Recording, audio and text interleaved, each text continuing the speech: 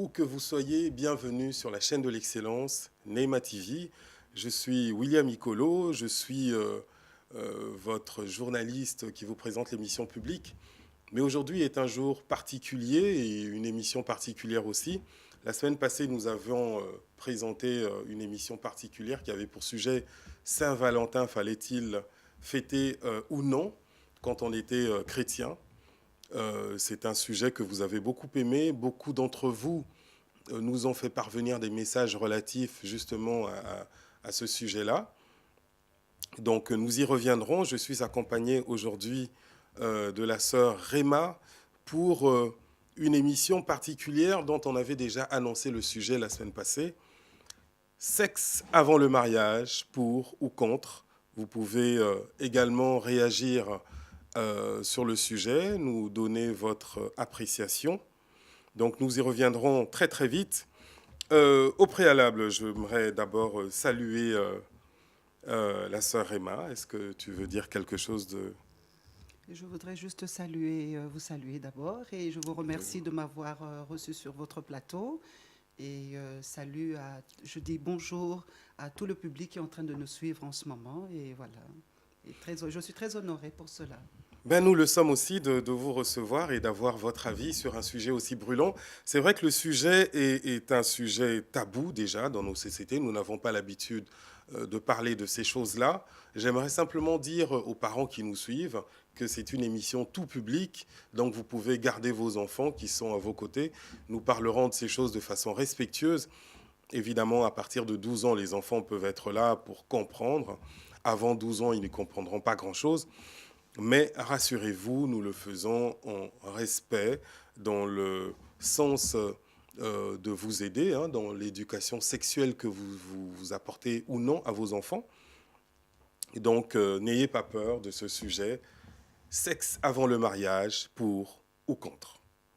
Mais avant toute chose, j'aimerais revenir sur l'émission de la semaine passée, sur la Saint-Valentin. Je vous remercie pour vos nombreux messages. Vous avez été très nombreux à réagir sur ce sujet. Je vais reprendre, pas tout le monde, mais en vrac, quelques noms qui me reviennent, notamment Stéphane de France, qui nous a dit que la Saint-Valentin n'était pas une fête chrétienne, et donc selon lui, les chrétiens ne devraient pas fêter non plus cette fête. Binti Noura, elle, qui nous dit que la Saint-Valentin pouvait se célébrer en toute amitié. Nénette Safi de France, qui, elle, pense que la Saint-Valentin est une fête ni chrétienne ni païenne. Daniel Dongola, lui, il a plutôt un sens assez extrême parce qu'il dit que la Saint-Valentin est carrément une fête sataniste. Qu'en pensez-vous? Vous pouvez continuer la discussion sur notre Facebook, hein. Alice des États-Unis, elle, pense que la Saint-Valentin est une fête mondiale et que cela peut se célébrer tous les jours. Enfin, Godelieve de Bruges nous dit que c'est une journée qui est offerte au couple et donc elle n'y voit en fait aucun inconvénient. Voilà, donc nous avions dit que le but, c'était pas d'avoir raison ou tort. C'est une fête, la question se pose et certains chrétiens se demandent s'ils ont à fêter ou non la Saint-Valentin. D'ailleurs, j'allais vous poser la question, Réma, qu'est-ce que vous pensez de ça? Est-ce que les chrétiens doivent ou non fêter la Saint-Valentin? La Saint-Valentin, pour moi, ce n'est pas une fête chrétienne, mais c'est une fête païenne. Et donc aujourd'hui, ce sont le public, les gens du commerce qui se sont emparés pour pouvoir vendre leurs articles. Mais il y a une base, à ma connaissance, qui est déjà une base d'une histoire romaine. Donc ça date déjà de bien longtemps, à 3 4 siècles passés.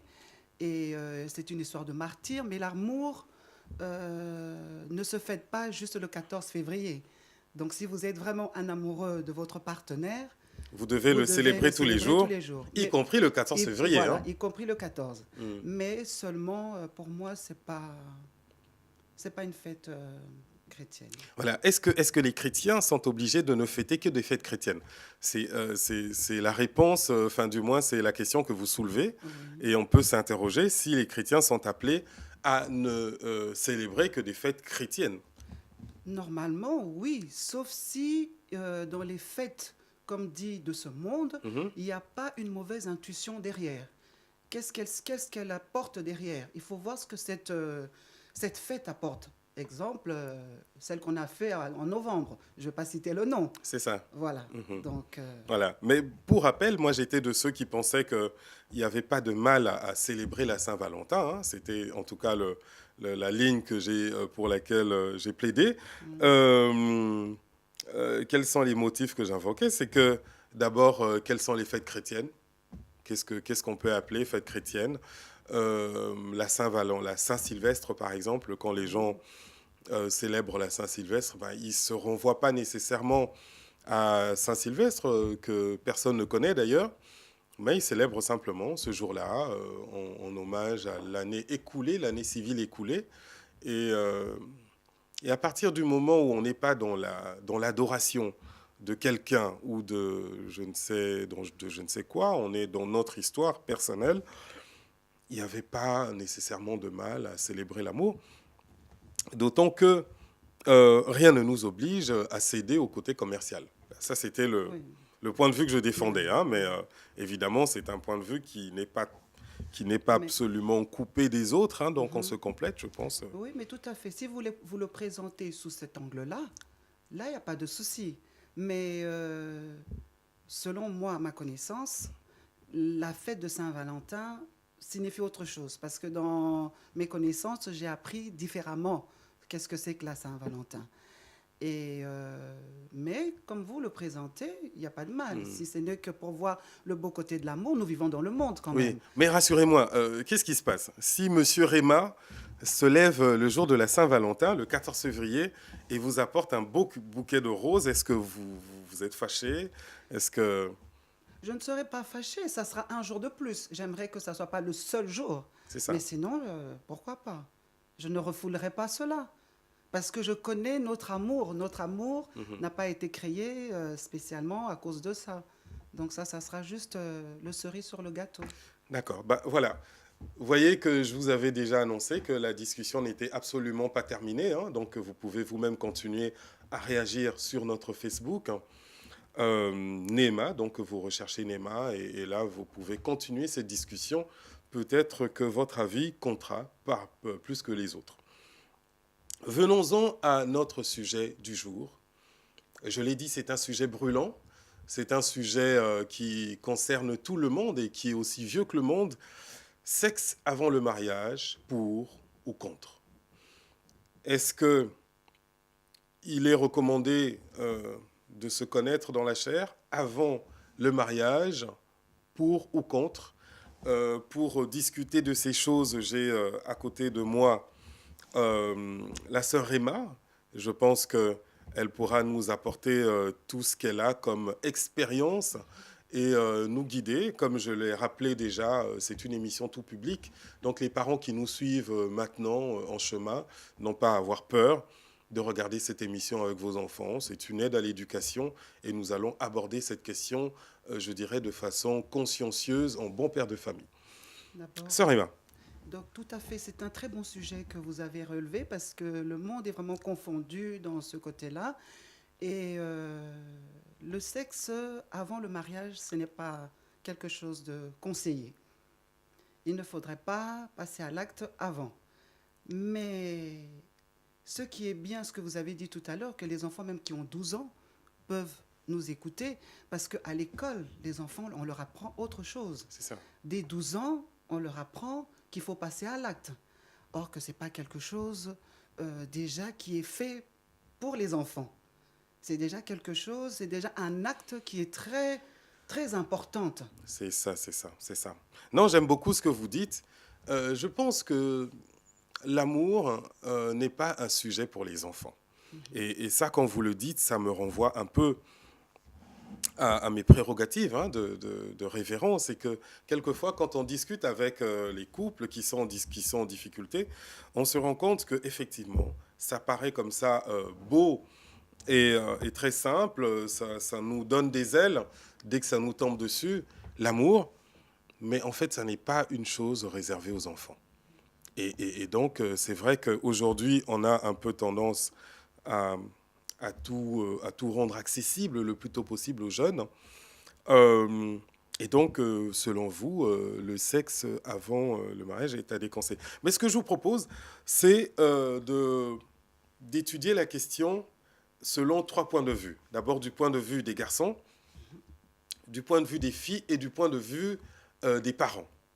Parce que je pense que nous n'appréhendons pas de la même façon ces choses. D'abord, bon, on va commencer du point de vue des garçons.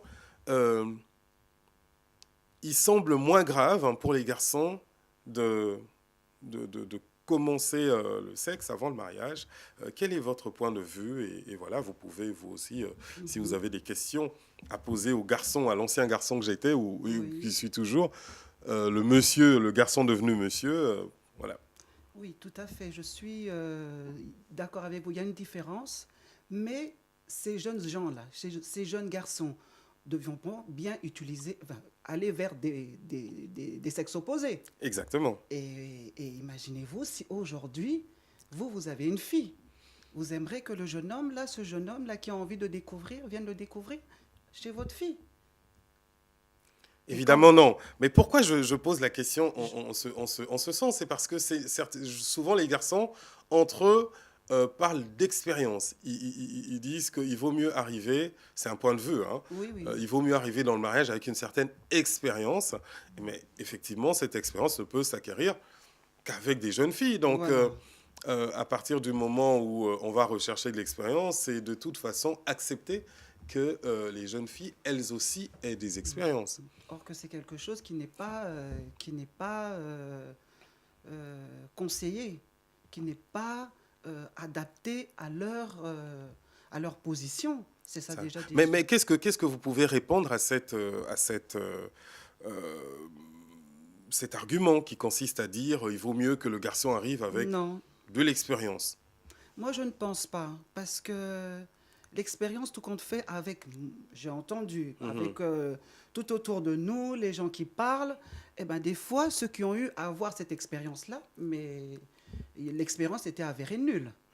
Donc, cela n'a rien à voir avec ce système-là dont le monde, c'est surtout le monde qui pousse les gens à aller dans des choses, soi-disant, il faut connaître les choses avant pour ne pas paraître stupide, C'est excusez-moi. ça, exactement, Ouais, exactement. mais c'est pas du tout le cas. C'est pas du tout le cas. Parce que si les deux sont innocents dans ce domaine-là, eh ben, je ne vois pas pourquoi ça serait désagréable. C'est ça, c'est ça. Il n'y a pas un qui doit connaître plus que l'autre Non, et qui devrait, soit dit en passant, tenir l'autre par la main pour... non. Dieu a bien fait les choses. C'est Dieu qui a créé ces choses-là. Mhm. Donc, nous avons certaines choses qui sont innées en nous. Et au moment opportun, ces choses-là se déclenchent. C'est ça. C'est comme un enfant qui commence à marcher. Mhm. Donc, on lui dit pas marcher. Un jour, on se lève et il commence à marcher. Donc, c'est en nous. Et vu que ces pulsions-là se mettront en place au moment opportun. Et, euh, et il se verrait que ce jeune homme-là qui voulait acquérir des expériences avant, il se verrait Et expert. finalement, c'est vrai que c'est un bel argument. Il faut quand même noter que la nature fait les choses en son temps, hein. Chaque chose arrive. Vous voyez bien que les jeunes filles, à partir d'un certain âge, il y a ce qu'on appelle la puberté, où certaines choses commencent à se passer dans leur corps. C'est moins visible, mais c'est tout aussi présent dans le corps des garçons. Et cet argument qui consiste à dire que les garçons devraient avoir de l'expérience quand ils commencent leur relation, c'est vrai que c'est un argument qui ne se tient pas parce que souvent quand vous retrouvez des couples, même mûrs, qui ont des problèmes, c'est très souvent parce que l'un ou l'autre arrive avec ce que moi j'appelle des bagages. C'est-à-dire que ceux qui, eux, appellent l'expérience, vous savez, en matière sexuelle, l'expérience ne vaut pas. C'est ce que moi j'appelle en réalité un souvenir. Un souvenir ne vaut pas une expérience. Ce que vous avez vécu avec X euh, ne vaut rien devant Y. Et souvent, les gens arrivent en croyant avoir de l'expérience alors qu'ils n'ont que des souvenirs, Tout à fait. alors qu'ils n'ont que des bagages. Vous avez soit un garçon qui avait une relation avec X, une jeune fille X, et qui avait l'habitude de vivre ça de telle façon. et qui va transporter ça dans sa nouvelle relation. Effectivement, ça ne marche pas. Donc cette question d'expérience, c'est une question que les jeunes gens devraient prendre avec beaucoup de légèreté. Il n'y a pas à avoir peur. Et même si vous n'avez jamais connu de fille, vous ne devez pas faire semblant ou prétendre plus expérimenté que vous ne l'êtes. Le plus beau, je pense, comme vous l'avez si bien dit, c'est peut-être d'arriver en même temps, dans ce moment-là, de se le réserver, d'en parler, d'avoir une union spirituelle, une union de l'âme, avant d'arriver dans une union du corps. Et il n'y a absolument pas de... Il y a pas quoi que ce soit qui doit vous faire peur ou vous mettre dans une espèce de stress, parce qu'il faut bien le dire, bien souvent, c'est un moment stressant. Oui, c'est ce qu'on entend. Il y en a d'autres qui vont même voir des psychologues. Donc moi j'en connais qui sont carrément avant le mariage. Donc elle a jamais connu d'homme avant, mais avant le mariage, elle a dû aller voir le psychologue parce que les amis lui avaient raconté plein de choses. Donc c'était une jeune fille de 21 ans qui s'était mariée. Mais c'est ça aussi qu'il faut bien enseigner. Mais le rôle est vraiment un rôle dont les parents doivent briser ce tabou-là de parler à leurs enfants. Oui, mais c'est plutôt, je dirais, quand vous dites les parents, non, moi je dirais, vous les mamans, vous devez beaucoup nous aider. Oui, quand je dis les parents, je veux dire les mamans. Parce que les mamans, elles ont plus cette facilité-là. Je vais prendre mon exemple à moi. C'est ça. Moi, j'ai parlé à mes enfants. Mais parce que en étant, les enfants, quand ils avaient 12 ans, ils passent à l'école secondaire. On leur apprend déjà la métamorphose de l'être humain, comment il change, et on leur dit des termes vraiment très, très brutaux, je trouve même. Oui. Et c'est là que j'ai dû rattraper et leur expliquer. Oui, c'est ça. Donc, je pense que les mamans, vous pouvez jouer un rôle là qui est majeur.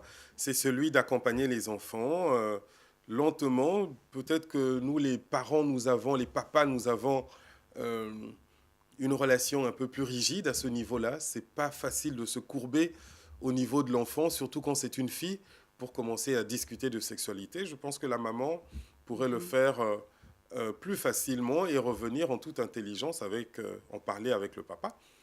Parce que, Rima, il ne faut pas non plus que ça devienne un secret entre Voilà, mais c'est maman ça. et l'enfant. Tout à fait, parce que dans ce monde où nous vivons, il n'y a plus de secrets.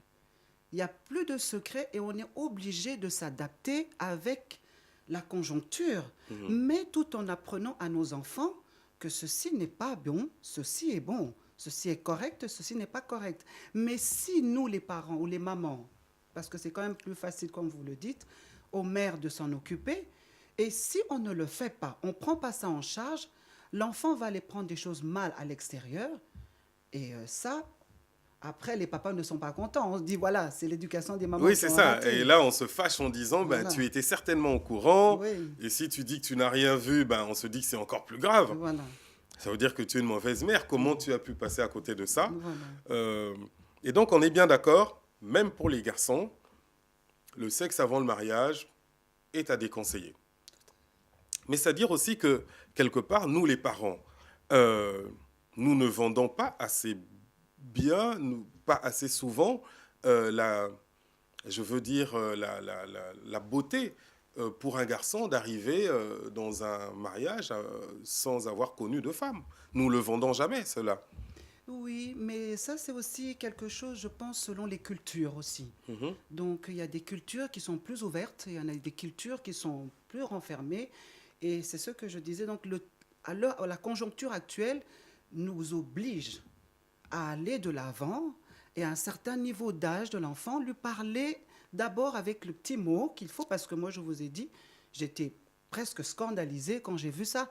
À 12 ans, mon fils, ma fille m'ont amené des choses terribles que l'école leur avait appris. Oui, mais vous savez qu'aujourd'hui, à l'école, on leur enseigne tout de suite la pilule et les préservatifs, c'est-à-dire que on part de l'idée qu'ils doivent avoir des relations sexuelles et que partant de là, ben, vaut mieux diriger plutôt vers la contraception ou la protection.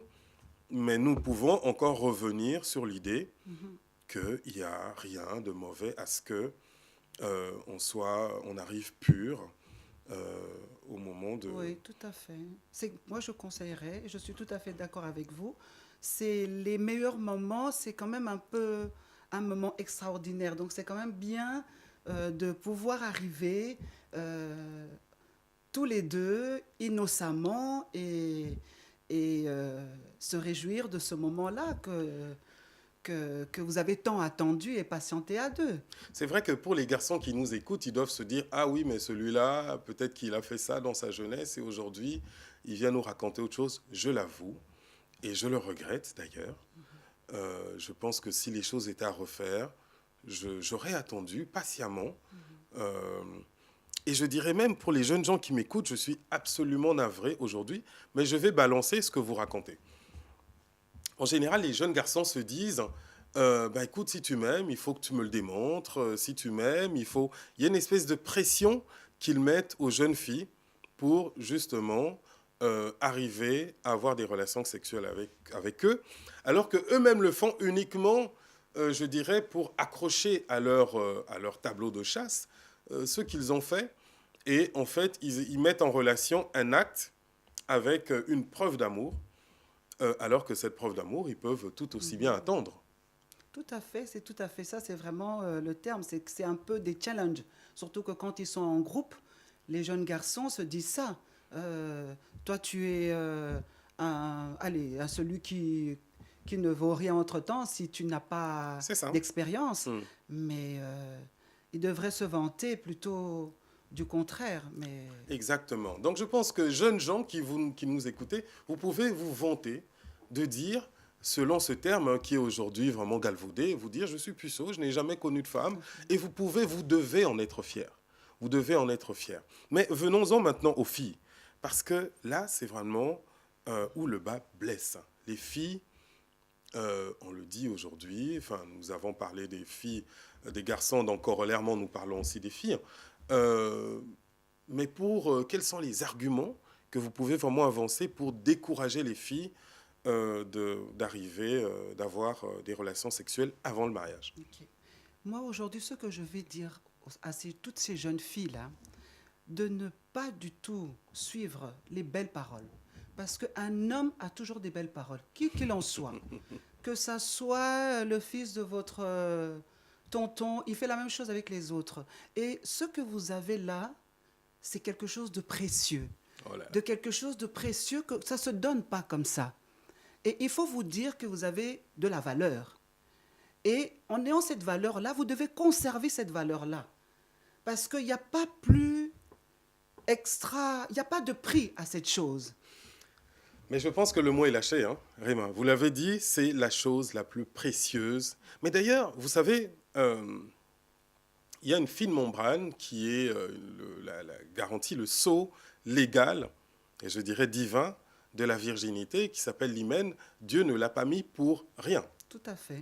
Et cette hymen, cette virginité, c'est quelque chose qui vaut de l'or, mais bien plus d'ailleurs. Oui, tout à fait. Je pense qu'aujourd'hui, si une jeune fille de 25 ans, ou bon, je donne un chiffre comme ça, se dit simplement, voilà, je n'ai jamais connu d'homme, j'aimerais en épouser un qui soit tel et tel, qui ait tel et tel critère, et cette jeune fille risque de faire venir à elle les meilleurs gens de sa génération. Tout à fait. Il y a beaucoup de... D'abord, les gens ne vont pas en croire, surtout à ce siècle, mais seulement c'est quelque chose qui est... Un homme déjà de nature, c'est comme un chasseur. Donc il voudra se dire, mais comment est-ce possible? Donc il y aura plus d'attirance, il y aura plus de désir de vouloir la conquérir. Et c'est pour ça que les jeunes filles d'aujourd'hui doivent vraiment, comme faisaient à l'époque Tout à fait. nos grands-mères. Et d'ailleurs, je signale que dans ce tableau de chasse ne s'arrête pas là. C'est-à-dire que l'homme qui conquiert sa jeune promise de 23 à 25 ans, qui n'a jamais connu d'homme, cet homme ne va pas la laisser partir demain au premier coup de tête. Voilà, Parce qu'il sait qu'il ne va pas en retrouver d'autres tout à fait. sur le marché de seconde main, devrais-je dire ça comme ça. C'est tout à fait, parce qu'il y a parce que l'homme, il est un peu, il est animal. pas dans le mauvais Pas côté. dans le mauvais Pas côté, dans le donc mauvais côté. ne soyez pas Il a un brusqués instinct. Non, d'entendre non, ce non. genre de choses. Il a l'instinct de vouloir apprivoiser. Et dans cette vouloir apprivoiser, lorsqu'il va savoir que, tiens, ma dulcinée, c'est celle qui est... C'est moi. Personne d'autre n'est venu là. Ça donne plus de sensations dans leur histoire. Ça donne plus Ça unit plus vite. Voilà, tout à Ça fait. unit plus vite.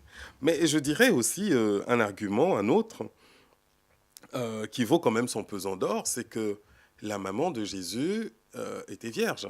Donc c'est quand même, ça a été un des critères de sélection de Dieu pour choisir celle qui allait donner le patrimoine génétique humain à Jésus. Tout à fait, tout à fait. Donc c'est pour ça que nous devons vraiment... J'apprécie beaucoup vraiment ce que votre émission, ce que vous êtes en train de dire, parce qu'il est temps qu'on réveille la mémoire de tous ces jeunes, parce que Jésus avait été conçu chez une vierge. Donc quelque part, c'est quelque chose qui est conseillé et même souhaitable pour chacun de nous. Mais je me pose quand même une question, Réma.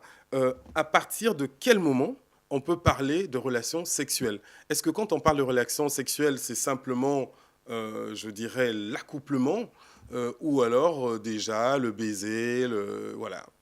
À partir de quel moment on peut... Je dirais déjà le baiser. Parce que le baiser développe certaines sensations qui font circuler tous les systèmes. Et c'est à cause de ça déjà que les jeunes gens tombent là-dedans. Il y en a beaucoup qui ne sont pas partis. Allez, ça y est, aujourd'hui on a décidé. Mais c'est l'encadrement, déjà le lieu. Moi j'ai toujours dit évitez d'être à deux dans un coin. Parce que l'atmosphère, vous êtes à deux, vous allez commencer par un baiser. Et voilà, ça y est. Voilà, donc le bon conseil de Réma, c'est d'éviter de toucher, de mettre le doigt dans l'engrenage et de se retrouver sans l'avoir vraiment désiré dans des relations beaucoup plus intimes encore. Effectivement, c'est un acte majeur dans la vie de quelqu'un. Donc il ne faut pas que ce soit fait à la légère. Il ne faut pas non plus que ce soit fait avec le premier beau parleur qui se présente. C'est quelque chose qui détermine ensuite tout ce que vous allez faire. Et dites-vous bien que pour la plupart des jeunes gens, ils retiennent, quand c'est pas sérieux, ils retiennent même pas les noms. Hein. Tout à fait, exactement. C'est ça qui est pire. C'est pour ça que les jeunes filles doivent vraiment comprendre qu'elles portent la pierre précieuse en elles. Donc, elles ne sont pas n'importe qui. C'est ça qu'elles doivent comprendre aujourd'hui et que ce qu'elles ont, elles doivent mettre des alarmes un peu partout pour dire que on ne touche pas.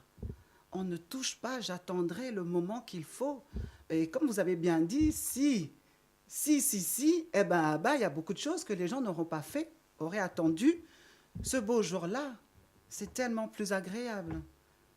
Tout à fait, tout à fait. Donc voilà, c'est un sujet, nous parlions du sexe avant le mariage, pour ou contre.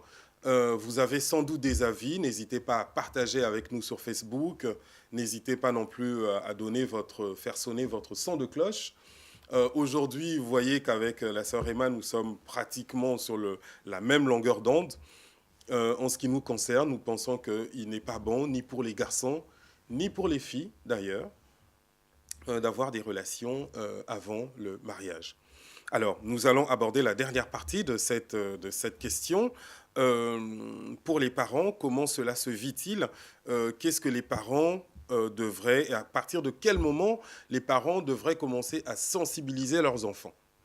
On est obligé de suivre les formations que l'école donne, parce que, comme je vous ai dit, l'école commence à 12 ans. Donc, c'est-à-dire que quand les enfants terminent leur 6e primaire, ils les en parlent déjà pour rentrer avec cette idée dans la première secondaire. Et ça, j'ai vu ça chez mes enfants. Et c'est pour ça que je pense que si mes enfants l'ont eu, ce n'étaient pas les seuls, hein, il y a eu d'autres élèves. Et ça serait mieux de commencer, parce que déjà, il y a le corps, il y en a d'autres qui ont... Donc, il vaut mieux commencer un peu avant ou alors au même moment? Au même moment. Donc, plus ou moins vers 12 ans, Oui, plus ou ce moins moment-là que vous essayez d'en parler. Est-ce que il faut définir un cadre strict en disant, écoute, aujourd'hui, il faut qu'on parle de quelque chose de sérieux, ou alors on peut en parler dans la voiture, entre deux dialogues. Oui, c'est quelque chose qu'il faut vraiment pas banaliser, mais il faut le faire rentrer avec beaucoup de, Avec douceur. avec douceur. Mhm. Et pour que ça soit pas un tabou, que l'enfant ne se frustre pas C'est ça. et que vous-même, vous ne soyez pas Il ne faut pas que ce soit désemparés. un moment solennel, beaucoup trop Non, solennel. non, non, non, non, Un non, moment non. particulier, mais pas solennel. Voilà, non, non, non, non. Parce que sinon, si vous-même vous prenez ça trop au sérieux, l'enfant va se dire, oh là là, c'est quoi le truc ici? Donc il faut tout simplement, parce que les enfants tiltent aussi. Quand vous leur emmenez une sonnette trop forte, Mhm. vous allez les pousser. C'est ça. C'est tout simplement ça. Oui, donc il faut vraiment gérer pour que la chose se fasse le plus naturellement possible. C'est vraiment un conseil qu'on apporte. Il ne faut pas que ce soit une interdiction, parce que de toute façon, le moment venu, vous ne serez pas là, mais plutôt une recommandation très, très, très, très forte, aussi bien pour les garçons que les filles. Tout à fait. Aussi bien pour les garçons que pour les filles, parce que les deux sont des jeunes gens qui vont grandir et connaître tout ça. Et moi, j'estime que les deux, et surtout qu'il faut les attirer l'attention pour les jeunes gens, que c'est l'enfant d'autrui. C'est ça. Et je ne veux pas des problèmes, c'est l'enfant d'autrui et tu auras des problèmes. Donc il faut faire attention à tout ça. Voilà, c'était notre émission Sexe avant le mariage, pour ou contre. J'ai été accompagné de la sœur Réma pour en discuter. C'est un sujet qui ne s'épuise pas en un seul jour. Je pense que on vous a donné assez d'éléments pour pouvoir maintenant démarrer la discussion au besoin avec vos enfants, avec déjà vous-même en couple, commencer à en discuter. C'est vrai que généralement, le sujet est tabou jusqu'au niveau du couple, c'est-à-dire que très peu d'hommes ou très peu de femmes, surtout les hommes, vont demander à leur femme ou fiancé, alors est-ce que tu as connu d'autres hommes avant? Est-ce que vous voulez réagir un peu là-dessus? Oui, je trouve que c'est quand même quelque chose qu'il faut savoir. Il faut savoir, il faut briser. On a trop de tabous et des fois, ce n'est pas bon. Il faut faire les choses naturellement, il faut connaître, il faut savoir. Parce que si cette personne est allée avec quelqu'un que vous appréciez pas, Oui, mais vous savez, pour nous les hommes, c'est une question qui est difficile en ce sens que euh, la réponse, nous la redoutons. Imaginons que vous dites à la personne que vous aimez, voilà, est-ce qu'il y a d'autres avant moi? Ah oui, oui, il y en a eu. Bah, la question qui vient juste après, qui monte comme ça, c'est quoi? C'est combien? ben oui, c'est Et ça. vous imaginez le tonnerre si la personne vous dit, bah écoute, J'ai je un veux faire journal, les hein. comptes, Oui. ben voilà, il y en a eu 15. C'est quand même, c'est un rêve qui se brise à ce moment-là. Oui, tout à fait, parce que c'est pour ça que la femme, la jeune fille qui grandit, doit se mettre en tête. C'est important qu'elle se mette en tête que je ne peux pas me donner comme ça à toute tête. Parce que ce que je fais aujourd'hui, Aujourd'hui, ça va me poursuivre. toute la vie. C'est juste ça. Voilà. En tout cas, j'ai été ravi de partager cette émission avec vous, Réma. J'espère qu'on aura à nouveau l'occasion de revenir sur un tel sujet. Je pense que Dieu a très bien fait les choses, que vous soyez aujourd'hui ma co-animatrice dans cette émission. C'était William Icolo pour votre émission spéciale.